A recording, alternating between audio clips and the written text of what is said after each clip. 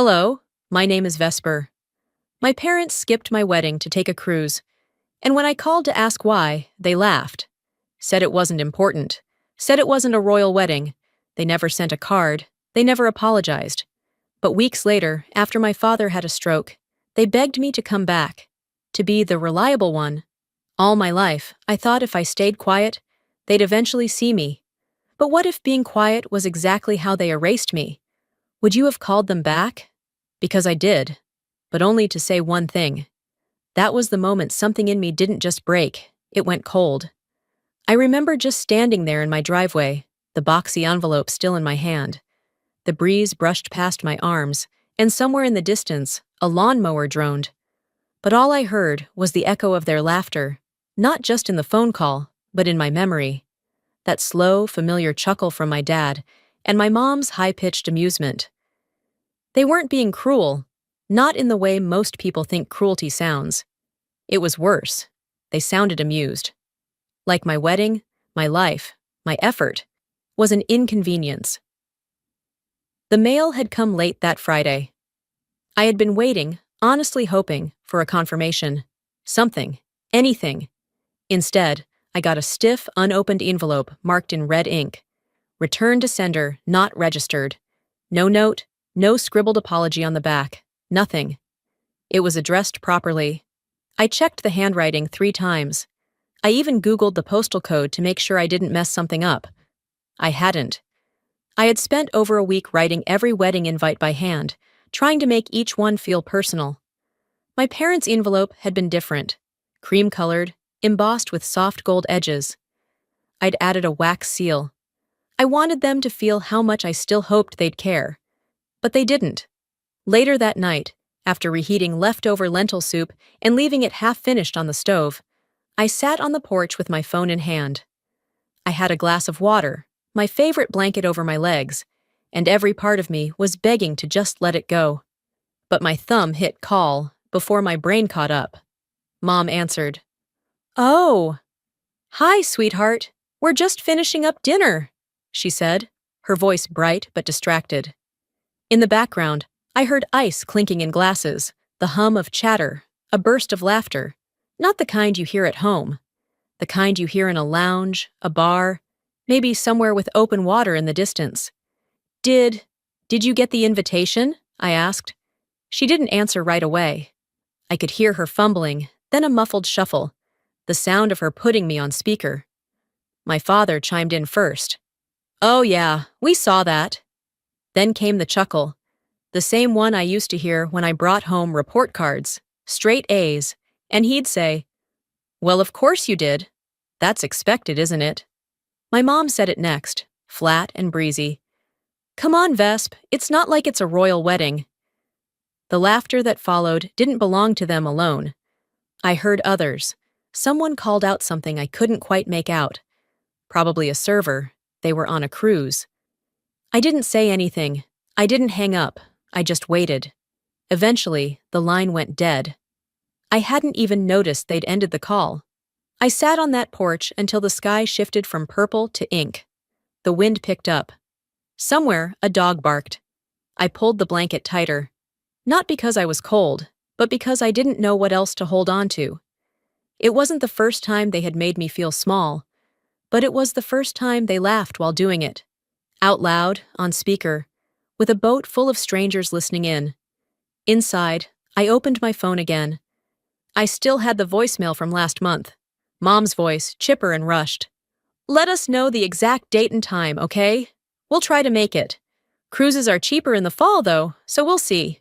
I played it 3 times. Each time, it sounded more like a brush-off than before.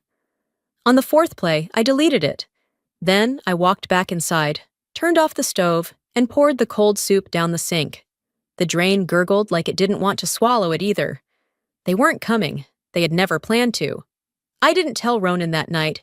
He was still at his site, late shift, overseeing some zoning inspection across town. I just texted him. "Long day, gonna read and sleep early." He'd know not to push. He always did. That night, I climbed into bed fully clothed. I didn't cry. I didn't throw anything. I didn't even sigh. I just laid there, staring at the ceiling fan spinning overhead. It's funny how quiet betrayal sounds when it's been practiced your whole life. And just before I drifted into sleep, not from peace, but from exhaustion, one thought whispered through me like static. If my wedding wasn't important to them, was I ever? That was the night I stopped expecting my parents to show up for me. Ever again. I didn't sleep well. I drifted in and out, waking to every creak of the floorboards, every car that rolled by outside. By the time the sun stretched across the room, I was already downstairs, hands wrapped around a cup of coffee I wasn't drinking. The house was quiet. Ronan had left early for the site, leaving a sticky note on the fridge. "Call if you need anything. Don't carry it alone." He knew. He always knew. That evening, after forcing myself through a half-hearted attempt at laundry and clearing out a few wedding boxes I hadn't unpacked yet, I made the mistake of opening Facebook.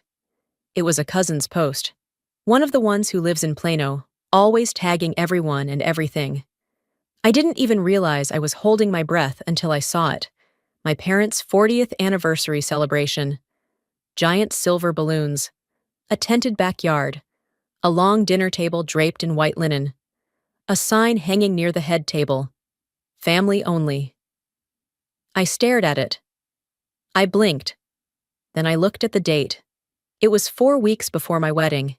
They hadn't told me. No invite, not a call, not even a text. They had time. They had the ability. They had the address. They just didn't want me there.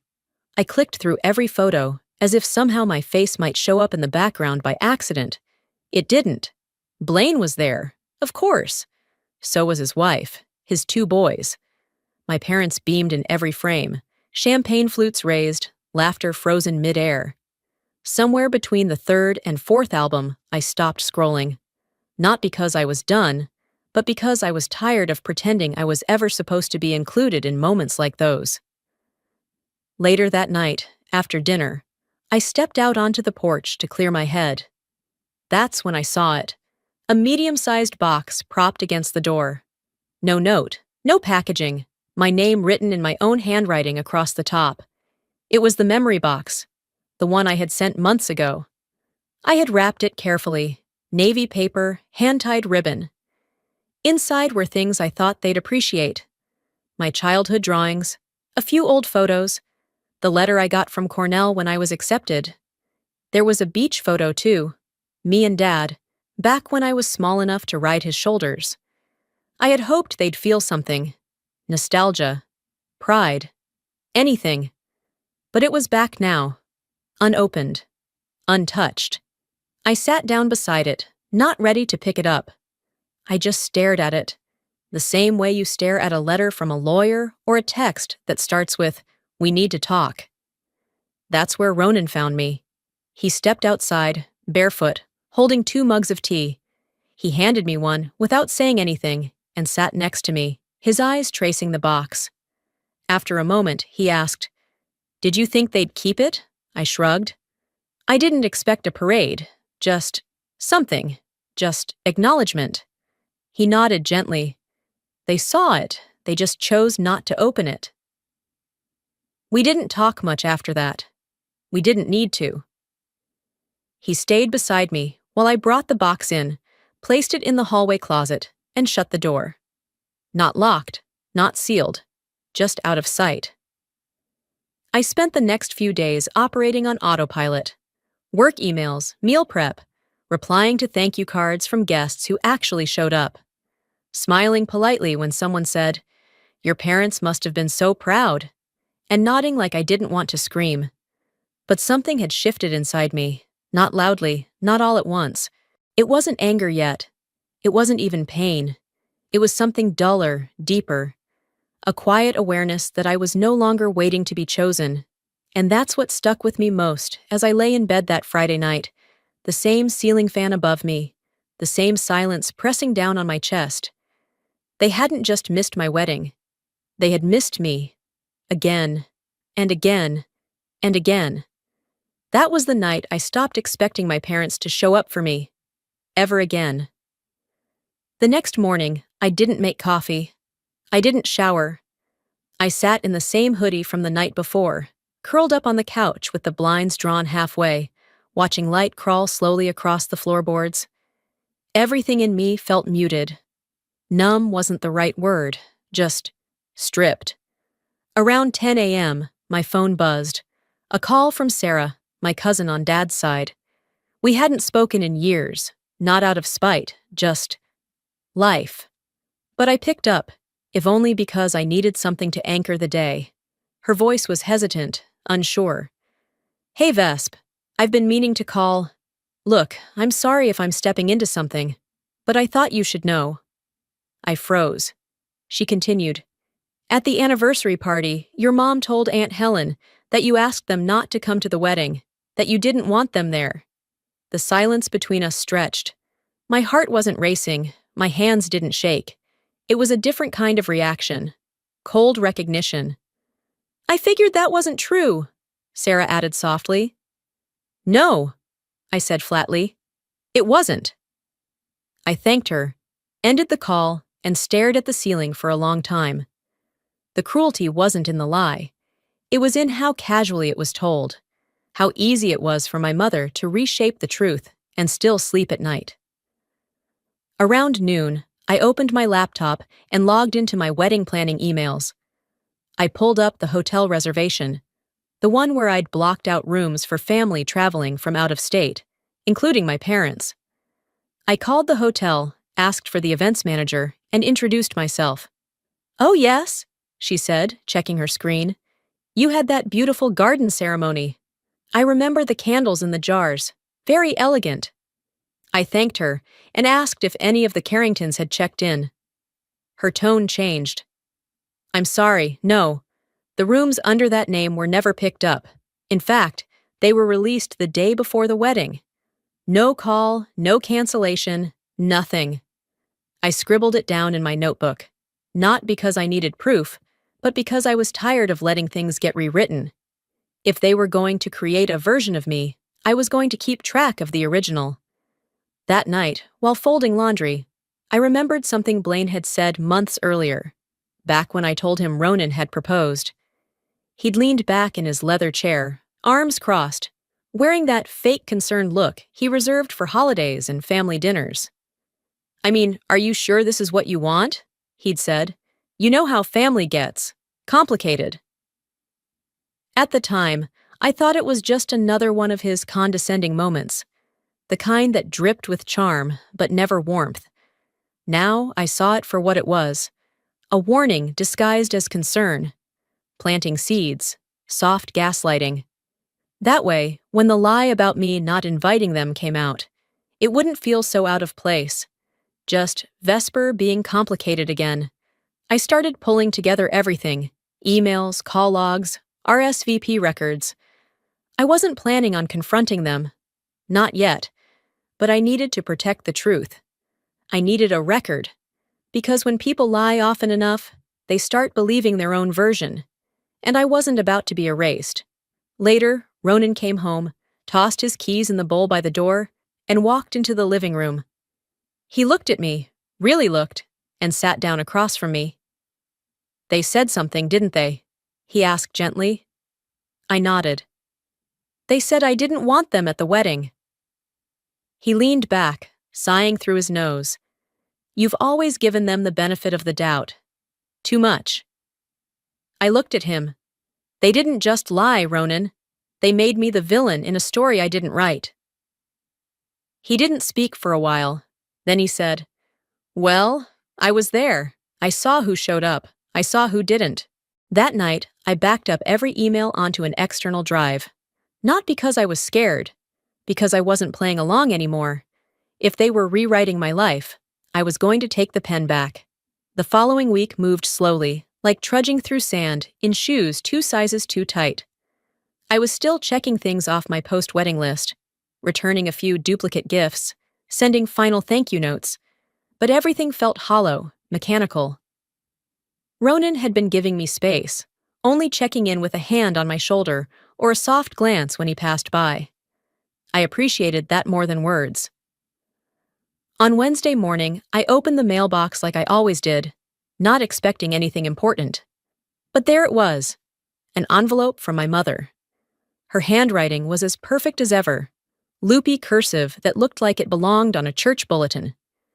For a split second, something inside me stirred. Not hope, exactly. Maybe curiosity, maybe some faint part of me that still wanted something more than silence. I brought it inside, sat at the kitchen table, and opened it. It wasn't a card. There was no note, no congratulations, no handwritten, "We're proud of you." It was a folded brochure for a Caribbean cruise. High-gloss paper, colorful pictures, discounts circled in red ink. The name of the ship was scrawled at the bottom in my father's block letters. Starlight Horizon. That was it. That was their response to my wedding. Not a phone call, not a gift, just a printed reminder that they had better plans. I held the brochure between my fingers for a while, letting the paper bend and crack before tossing it into the recycling bin. 3 days later, another envelope arrived. This time, it was from my parents' joint account. A check for $1,000. In the memo line, my father had written, "Offset for 2009 tuition, basis prep." I actually laughed, short, dry, humorless. It wasn't a gift, it wasn't support. It was a ledger entry, a reminder that love, to them, had always come with conditions. That afternoon, I found myself folding laundry in the bedroom. The rhythm of it settled my nerves, gave me something to do with my hands. As I smoothed the corner of a pillowcase, a memory surfaced like it had been waiting for permission. I was 17. It was winter, debate practice had run late, and I stood outside the school building for almost an hour, waiting for someone to pick me up. Blaine had been picked up 30 minutes earlier. I finally walked home in the dark, boots soaked through, hands numb. When I told Mom what happened, she didn't apologize. "You're smart enough to figure it out," she said. "That's the blessing, isn't it?"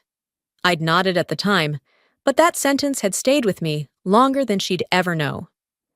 Later that evening, I deposited the check, not because I wanted the money, but because I was done carrying their debts, for them or myself. If they thought this closed the books, then fine. Let it be closed. Then I printed out a copy of our wedding program. Simple layout. A photo of Ronan and me, framed beneath the willow tree where we exchanged vows. 2 empty white chairs in the front row. I didn't write a note. I didn't explain. I slipped it into an envelope, addressed it by hand, and dropped it at the post office on my way to pick up groceries. I imagined my mother opening it, flipping it over, waiting for a message that wasn't there. She wouldn't find one, because there was nothing left to say. That night, while we were cleaning up after dinner, Ronan found me at the sink, elbow deep in soapy water. He handed me a dish towel, and I took it without a word. "I saw the envelope on the counter," he said. "They don't owe me anything anymore," I said quietly. "And I don't owe them the version of me they pretend I am." He didn't argue. He didn't have to. The plate in my hands felt lighter than it should have. That was the moment I drew the first real line, soft, silent, but final. I wasn't angry, not yet, but I was done asking to be invited. The next few days passed with the steady rhythm of a routine I had grown into. Coffee, client calls, a walk around the block, dinner with Ronan. I stayed busy, not out of avoidance, but out of something closer to self-preservation. I wasn't stewing anymore. I was observing, like someone documenting weather patterns before a storm. Saturday morning, just as I was cleaning up the breakfast dishes, I got a text from a cousin in Michigan I hadn't heard from since the wedding. "Hey Vesp, just got this in the mail from Aunt Lorraine. Thought you'd want a copy. Hope all's well."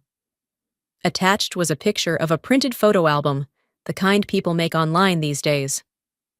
The Carrington wedding, a celebration of love, was stamped on the front in looping gold script. I froze. I replied, asked if she could mail it to me. 2 days later, it arrived in a thick padded envelope. I held it in my lap for a few minutes before opening it. I told myself it didn't matter, that I was just curious. But it did matter. The first photo was of Ronan and me standing beneath the willow tree. My name, however, had been printed as Vesta Delani. A typo, sure. But no one had caught it? No one had cared enough to? The captions told a stranger's version of the day. Father of the groom, Mr. Fields, walks mother of the groom to her seat. And beneath a photo of Ronan's parents smiling, there was a simple, family of the groom. No mention of my parents. In the group shots, my name was skipped entirely. Blaine's family was labeled with precision. Blaine, Samantha, and sons Matthew and Tyler. I was just background. Page after page, it was clear. This wasn't just oversight. It was a selective memory being manufactured. I needed fresh air. I grabbed the album, tossed it into my tote bag, and headed across town to see Inez. She opened the door, still holding a half-eaten bagel, and waved me in like she'd been expecting bad news. I placed the album on her coffee table and sat down without saying a word. She flipped through a few pages, eyebrows rising inch by inch. "Vesta?" she asked, holding the cover toward me. "Apparently that's me," I muttered. She scoffed. "They didn't just leave you out. They're rewriting you." When she turned to the captionless group shot, she shook her head slowly. "They're not even subtle," she said. "This isn't memory loss. This is revision." I laughed, sharp, bitter. "I'm not paranoid," I said.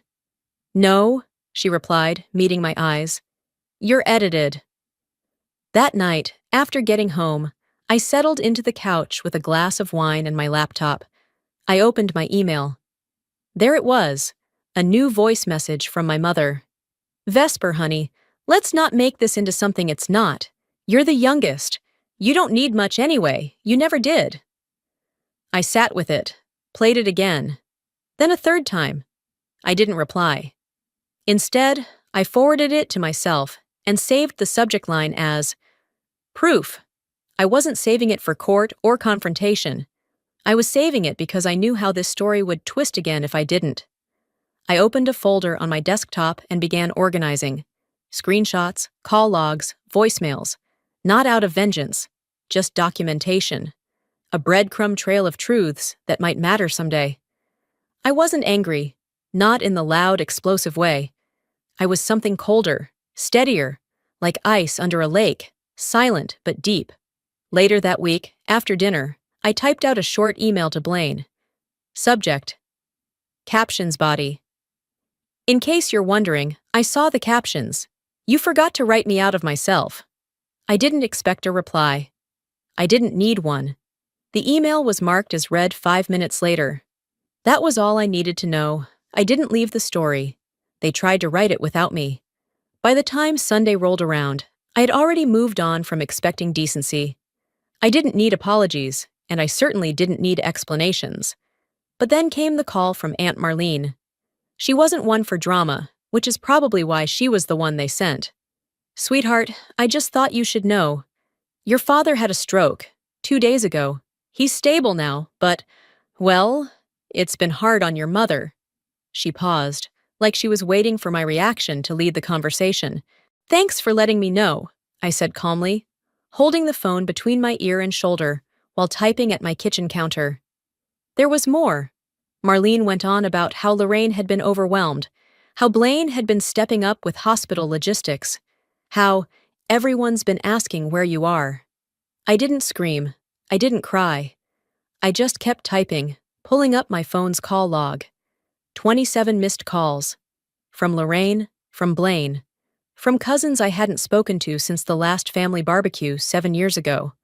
All within 3 days. Not a single one on my wedding day. That night, after dinner, I sat down at my laptop. I opened a new message, addressed it to the group thread titled Carrington Core. I hadn't used it in years. I had debated leaving it many times, but never bothered. Subject: 27 missed calls, none on my wedding day. I didn't type anything else. I simply attached a screenshot of the call log. Then I hit send. No responses. But the read receipts lit up one by one. Blaine's was the last. Seen, no reply. I went to bed that night with a clarity I hadn't felt in months. The silence that followed wasn't an absence. It was confirmation. Their guilt was never going to be loud. but it was going to be noticed. 2 days later, Inez texted me, "You in the mood for something stupid?" She had screen capped a video shared in the old family WhatsApp group. One of those "Remember This" posts. Blaine, 23, fake microphone in hand, doing a mocking impression of me delivering a debate speech at 17.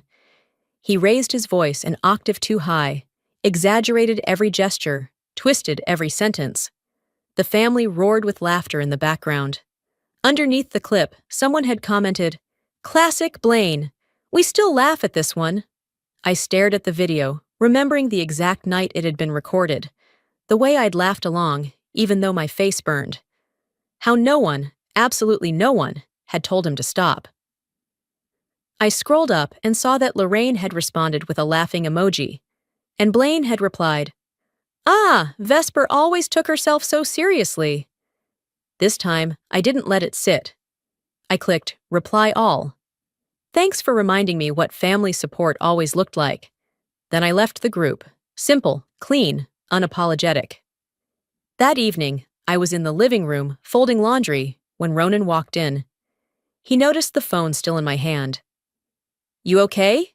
he asked, standing by the doorway. I nodded. "Yeah." For the first time, I didn't just swallow it. He didn't say anything, just walked over, took the phone from me, set it down on the table, and kissed the top of my head. It wasn't grand, it wasn't a rescue, but it was real. I didn't need a family that laughed at my expense. I needed peace, and boundaries, and the right to finally stop explaining myself. They called it humor. I called it the last time. The following Tuesday, the first message came while I was boiling pasta. I heard the buzz from across the kitchen, checked my phone, and saw Lorraine's name on the screen. Missed call. Then another. By the third, I turned the stove off. The voicemail was brief. Her voice sounded almost rehearsed. "Hi, Vesper. Your father's had a minor stroke. He's in rehab now. We're holding things together, but you're still family, and it's time you came home." She ended with a tone that wasn't grief. It was management, like she was trying to schedule a plumber. An hour later, Blaine called. I didn't answer. His text followed, predictable as clockwork. "Look, this is the time to rise above everything. Dad needs care. You're the stable one. You've always been reliable." There it was, the spin. Not, "We miss you." Not, "We're sorry." Not even, "We were wrong." Just the same old script. You're the stable one, meaning you're the one we can burden. You've always been reliable, meaning we don't have to treat you well. You'll show up anyway. It wasn't love. It was logistics. That night, I sat in the backyard with Ronan, the cicadas humming low in the distance, my hands wrapped around a chipped mug of tea I wasn't really drinking. He didn't say much, just watched the moon drift behind clouds and let me sort through my own silence. "I think I'm supposed to forget everything now," I said finally. He looked at me. "You're not required to carry the whole house just because you know where the nails are." I smiled, because he always found a way to say something that made sense without sounding like a quote from a therapist's calendar. 2 days later, I stopped at a small bookstore near the park. I needed air, distraction, shelves of stories that didn't belong to me. As I browsed, someone tapped my shoulder. "Vesper? My God, I almost didn't recognize you." It was Edna May, my mom's oldest friend, the one who used to bake ginger cookies and tell us to keep our elbows off her table. We caught up briefly, traded vague pleasantries, and then she said it. So casually, so sweetly. "Lorraine always said you were different, you know? Not really like Blaine or her. Always a little removed. Thoughtful, I guess." She meant it kindly, but it hit like gravel against skin. Removed. Not like us. Even when I was little, I must have been the alien in the room. The kid they didn't quite know what to do with. I left the bookstore without buying anything. I sat in the car for 10 minutes with the keys in my hand before driving home. That night, I did something I hadn't done in years. I wrote a letter, not to send, not to fight, just to empty it from my chest. I didn't walk away, I wrote. I was walked past, too many times. I stood in the room, waved, begged, performed, but I was never seen. Not really. I folded it in half, took it out back, and burned it in the fire pit. The flame was quiet, controlled. It didn't roar, it just consumed what needed to be gone. Later that evening, as Ronan loaded the dishwasher and I wiped the counters, I said it aloud. Not for effect, not for drama, just to finally name the truth. They don't want me back, I said. They want the role I used to play. He stopped, turned to face me, and I've already left the stage. The next morning began the way I hoped most mornings would. Quiet, gentle, unhurried. The kind of silence that doesn't ache, just fills the space like breath. Claire was asleep in her crib, cheeks flushed from dreams, the light filtering through the blinds in long, soft stripes across the living room floor. I hadn't touched my coffee yet. It sat cooling on the side table beside me, steam barely curling from the rim. I was sitting cross-legged on the rug, a small plastic bin open in front of me. Wedding keepsakes, packed away by Ronan months ago when I couldn't face them. Not angry, not heartbroken, just tired. He hadn't pressed, just labeled the bin "Someday" in neat block letters and left it in the hall closet. Now it was someday. Inside were pieces of a celebration I barely remembered now for the party part, ribbon from my bouquet, handwritten vows on note cards I hadn't reread since we exchanged them, a place card with my new name printed in elegant script. Beneath a folded cloth napkin was the wedding photo, our official portrait, the one we'd framed in pale wood and left boxed when we moved. I held it up to the light. The image glowed with the kind of golden warmth that only exists for a few fleeting minutes before sunset. Ronan had his arm wrapped loosely around my waist. My hair was coming undone in the wind. We both looked like ourselves, not the polished versions, just the real ones. Grinning, slightly messy, full of something real. It should have been a picture full of nothing but joy. But my eyes kept drifting to the front row. 2 folding chairs sat empty, right in the center, clean, white, and glaringly unoccupied. We hadn't assigned names to them, not because we forgot, because we didn't want the confrontation. We didn't want to admit to anyone, especially not ourselves, that those chairs had always carried a question mark. Everyone knew who they were for. My mother and father. They knew the date. They received the invitation. There were no emergencies, no disasters, no phone calls. They just didn't come. No explanation, no apology, no regret. They made a choice. And 18 months later, as I sat there staring at that photograph, I expected to feel something sharp. Sadness, maybe, or anger, maybe even longing. But I didn't. There was no heat behind my eyes, no tightening in my chest. What I felt was certainty. Not grief, not bitterness, just confirmation of what I already knew. Around mid-afternoon, I was rocking Claire in the glider, her tiny breath sinking with the creak of the chair. Her fingers curled gently around the edge of my shirt, and her lashes fluttered against her cheeks like small wings. I could feel her whole weight tucked against me, that impossible softness only babies have. That's when Ronan came in from the backyard, phone in hand. He didn't say anything at first, just walked over quietly and held the screen out for me to see. It was a picture he'd posted earlier that morning, Claire asleep in his arms during our walk, a tiny daisy still clutched in her fist from where she'd plucked it near the path. Below the photo, one comment stood out in bold. "Your daughter will be so lucky," it read. It was from Mrs. Harker, my 3rd-grade teacher. A woman I hadn't spoken to in years, but who once sat beside me after a spelling bee and said, "You don't have to earn love to deserve it." I read her words 3 times. They didn't sting. They didn't trigger anything unresolved. They settled. Quietly, like puzzle pieces finally locking into place. That evening, after Claire was asleep and Ronan was finishing dishes at the sink, I stood in the hallway with my phone in my hand. I didn't pace. I didn't rehearse. I didn't even breathe too deeply. I just tapped the top contact in my favorites list, the one I'd left there out of habit. Mom. She picked up on the third ring. Vesper, she said, like she'd been waiting, like she'd known. I knew you'd call, she added, her voice just a little too bright, a little too pleased. As if this moment confirmed something for her.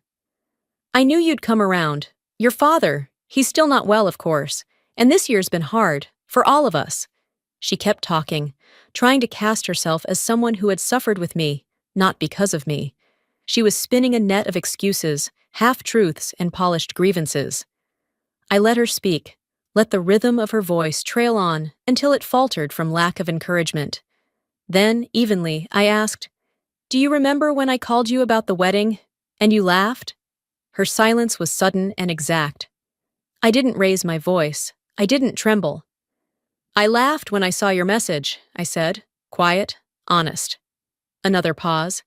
Then I ended the call, blocked the number. I walked into the kitchen, poured myself a glass of water. Ronan turned, saw my face, and didn't ask a thing. He just nodded.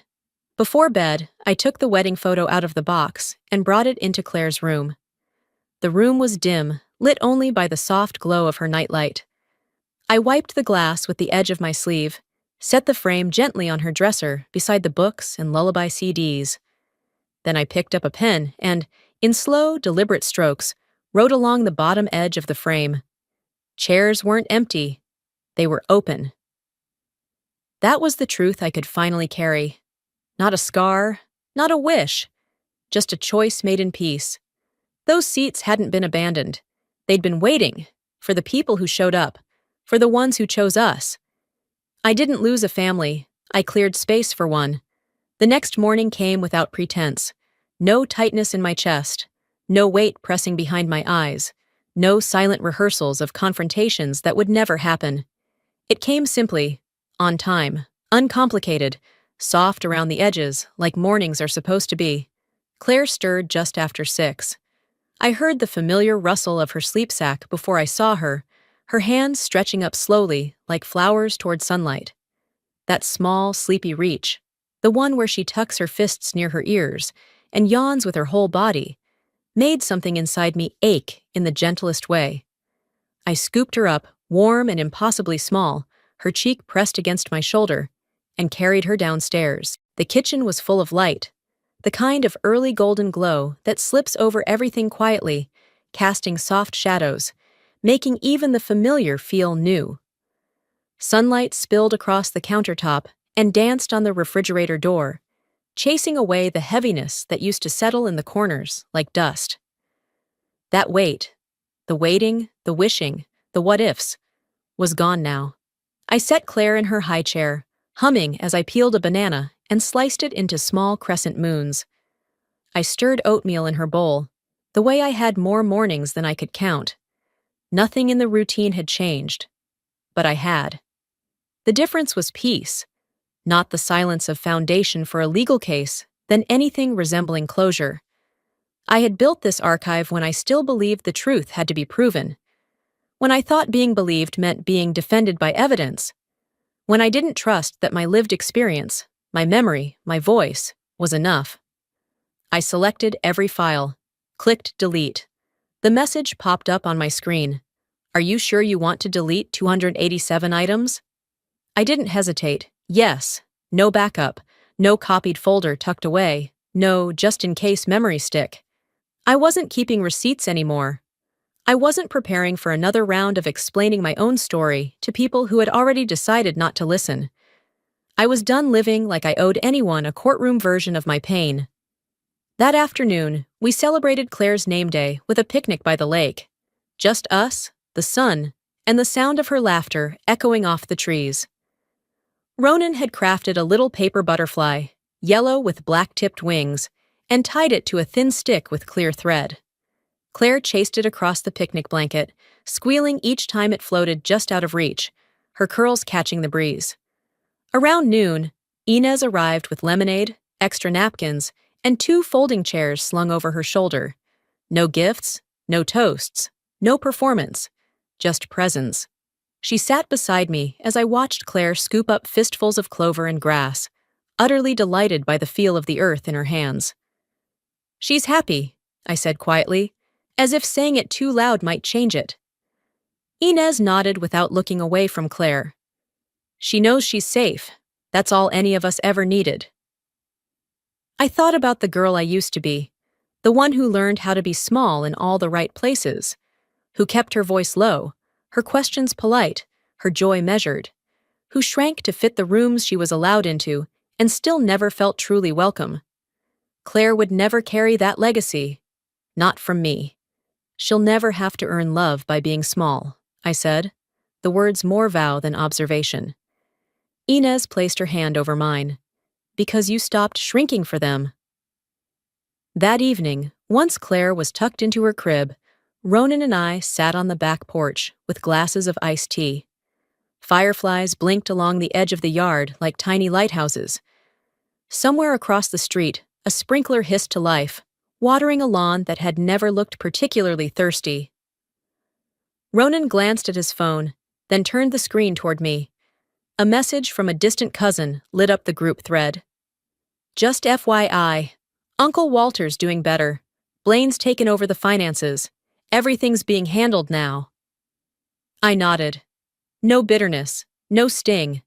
Just information, suppressing a scream, but the kind that hums low in your bones when you know you're safe. I didn't glance at the door, half expecting a letter. I didn't unlock my phone looking for missed calls. That part of me, the one that still flinched, still hoped, still waited, was quiet now. Not silenced. Just at rest. After breakfast, Claire went down for her nap, her head resting on my shoulder before I even reached the crib. Ronan was out back with the clippers, trimming the hedges while the dog chased falling leaves like they were treasure. I sat at my desk, sipping coffee gone lukewarm, and opened my laptop. My cursor hovered over a folder I hadn't touched in months. Carrington Archive. Hundreds of digital files stared back at me. Emails, transcriptions, screenshots, audio clips. Carefully cataloged, color-coded, labeled by date, topic, sender. It looked more like the no one had reached out to me, and for the first time, I was grateful. Back inside, I opened Claire's baby book, the one with her birth announcement taped to the front cover, and tiny hospital bracelets pressed between the pages. I slipped in a photo from the picnic. Claire's face was lit by sun, daisy petals caught in her hair like a crown she didn't know she wore. Then I opened my journal, and I wrote one final letter. Not to them, not to Ronan, not to Claire, to the girl I used to be.